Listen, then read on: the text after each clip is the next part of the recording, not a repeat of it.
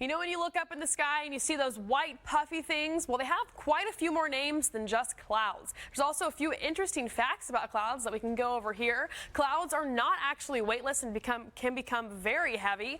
Gray clouds do not always mean rain, and I mean this saying that when that cloud becomes very dense, the sun can no longer shine through the cloud, creating a shadow effect there. A lot of the times rain does come from those gray clouds, but more often than not, they're just blocking that sunlight from coming through.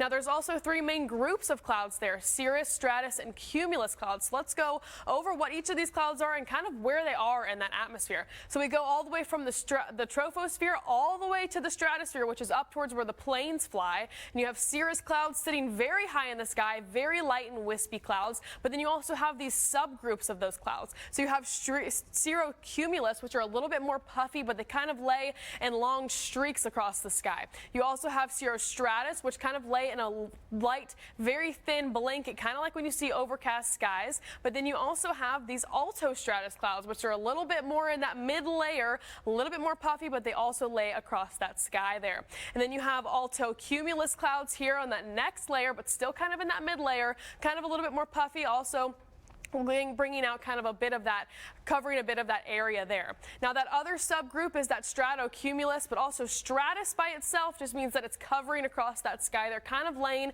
in a blanket type way. You also have the stratocumulus, like I just mentioned, so they're stratus, so laying across the sky, but a little bit more puffy, which comes from the straight cumulus clouds, which are typically associated with that rain, with those rainstorms there. So just cumulus are the typical puffy clouds you see on a day-to-day basis, 9 times out of 10, pretty spread out across the sky. But then you have the nimbostratus clouds. These are much bigger, kind of once again associated with those storm clouds. And then you have the cumulonimbus clouds. These are really associated with those really strong, severe storms. These big clouds that kind of billow up, and they go all the way from the bottom layer here all the way up towards the stratosphere there. As you can see, quite a bit of increase in that height there. Also with these nimbostratus clouds kind of reaching up to the mid layer, because when you have those storms, those clouds are able to reach up into those layers and kind of produce those stronger storms there. So now when you go outside, challenge yourself, and if you look up in the air and the sky, you can maybe tell yourself, what kind of cloud is that? And you can kind of use this as a guide there